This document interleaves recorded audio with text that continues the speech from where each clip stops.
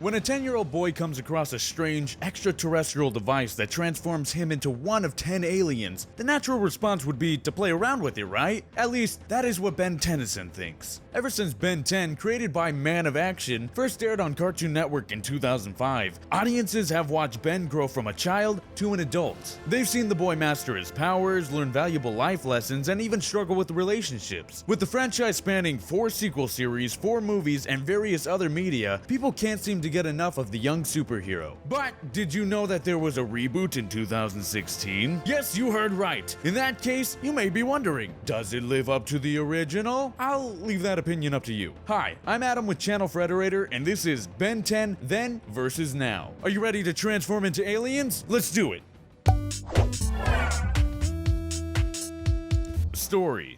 If you've watched the original series, then you'll remember episode 1, when Ben first finds the Omnitrix and experiments with his new powers. This episode took time setting up the 10-year-old's background and personality, showing his life in school as well as his relationship with clever cousin Gwen and adventure-loving grandfather Max. There was also an introduction of the overarching villain in the series. The reboot takes on quite a different approach. Rather than showing how Ben found the Omnitrix in the first place, the new version just jumps right into it, under the assumption that the boy already had the device and knew how to use it. The reboot is also more episodic. Not that the original didn't have standalone episodes, but those built up to add depth to the overall continuous narrative. The general concept is still the same, however, despite the changes, Ben is still an alien transforming superhero and the show still starts with him, Gwen, and Max spending time together over the summer.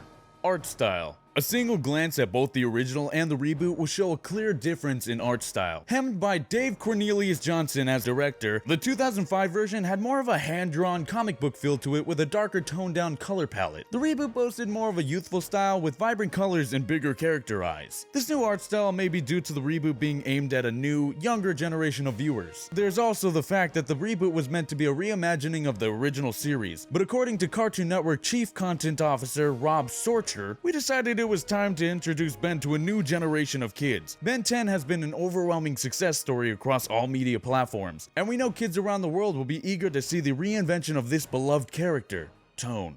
The overall tone of both versions goes right along with the change in art. Subjectively speaking, compared to the reboot, the original had more mature and darker tone. It also had an overall cohesive story, and as the plot developed, more serious situations were explored, especially in terms of character relationships and how they affected the narrative. This was also explored in the spin-off that followed the 4th season of the original series. The reboot, on the other hand, had a comparatively more lighthearted tone, shown through an increase in humor, exaggerated character movements and reaction, and occasional words and phrases appearing in large writing for comedic effect. Again, the reboot was created with a different audience in mind, so these stylistic differences make sense.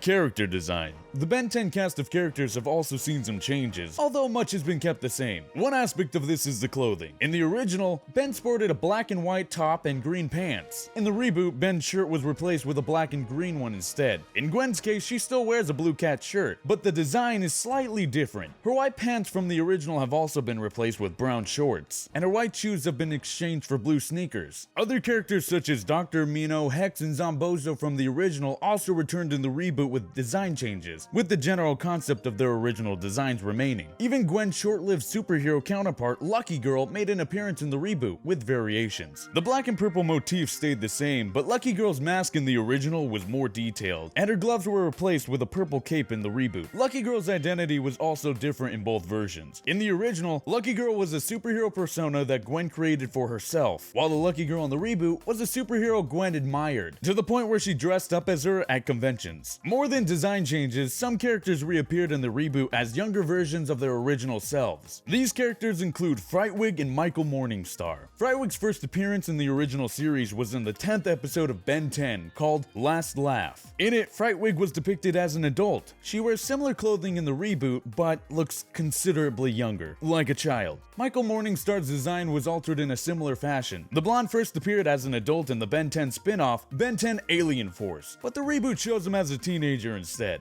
Character backgrounds and personalities. The characters in the reboot retain much of their personalities from the original, but do have some variations. For instance, Ben is still reckless and adventurous, while Gwen is intelligent and logical. Because of these differences, the two bicker, just as they did in 2005. However, Gwen was more critical and impatient in the original. Also, Ben learns from his mistakes quicker and takes Gwen's advice more readily in the reboot. It doesn't stop the 10-year-old boy from getting his way sometimes, but despite their arguments, the cousins get along considerably better in the reboot than they did in the original. But of course, Max is still around to help and make sure the kids don't get into too much mischief. Some characters have been given different backgrounds from their counterparts, especially in terms of occupation. Two major examples being Frightwig and Michael Morningstar. Frightwig was a member of Zombozo's circus and 1/3 of the Circus Freak trio in the original series. In the reboot, no affiliation, although she is still a criminal and continues to fight with Ben. Michael Morningstar was a student in the original. However, his occupation was changed to an actor in the reboot, an actor that Gwen especially likes. This may allude to the fact that although Gwen was not necessarily a big fan of Michael in the original series, she did flirt with him when they interacted. Michael's personality mostly remains the same from the original to the reboot. He is still vain, power-hungry, has little regard for those he doesn't care about, and gets close to females to take their energy.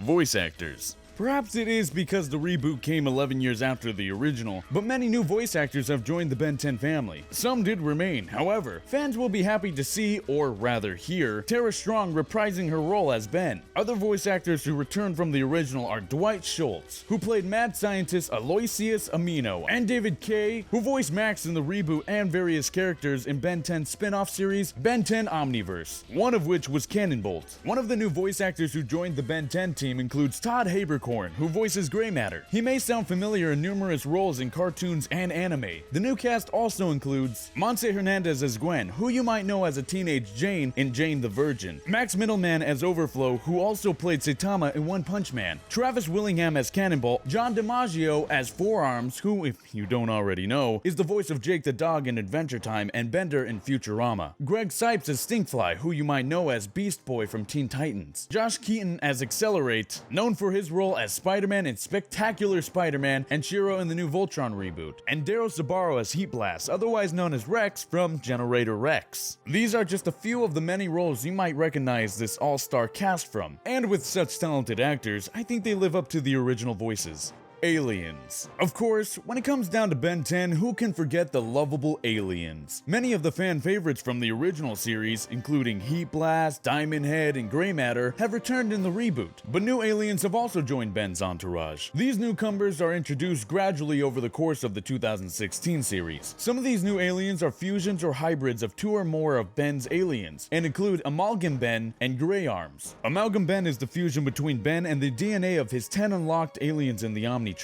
Grey Arms is a fusion between aliens Grey Matter and Forearms. Then there's Overflow, a red alien with hydro powers that most likely replaced Water Hazard from the original series, since Water Hazard was also a red alien with water powers. Do you see the resemblance? This brings up an interesting point. Overflow and Water Hazard are different aliens, but they had somewhat similar appearances. The aliens from the original series that returned in the reboot weren't renamed or replaced, but they did get a makeover. For example, Stinkfly was green, walked on 4 legs, and was more insect-like in the original. In the reboot, he is blue and walks on 2 legs, thus sporting more human-like qualities. Wildvine, in much the same way, walked on 4 legs with a Venus flytrap-like collar in the original. Reboot Wildvine, on the other hand, has 2 legs with a less plant-like collar. Another notable alien makeover is Upgrades. Originally, Upgrade was green and black, while Reboot Upgrade is black and purple. Music. And finally, another notable difference between the original and the reboot is the music. In terms of the opening, Andy Sturmer was the composer behind the catchy original theme song, with Moxie singing the vocals. Sturmer returned to compose the theme song for the reboot, but unlike the original, the reboot intro doesn't have lyrics. Instead, there are voices repeating the words Ben 10 in the background. The lack of lyrics also means that the reboot theme song is much shorter than the one from the original, 26 seconds in the reboot versus a minute and 2 seconds in the original. This makes sense because the 22-minute episodes in the original series were cut down to 11 minutes in the reboot. Reboot. An additional change is the fact that Sturmer composed the score for the original series, but was replaced by Kevin Manti for the reboot. Manti is known for composing the music for popular shows such as Nickelodeon's Invader Zim and Cartoon Network's Generator X, which, interestingly, had a special crossover episode with Ben 10. While the theme songs do have differences, there are also similarities. This is most likely because Sturmer did the opening for both the original and the reboot, so the new version has a catchy, mysterious tune that is reminiscent of the one used in the old series. And while this following tidbit doesn't relate to music, it's still interesting to note that the opening of both the original and reboot shows each of Ben's aliens numbered from 1 to 10. See, some things do stay the same.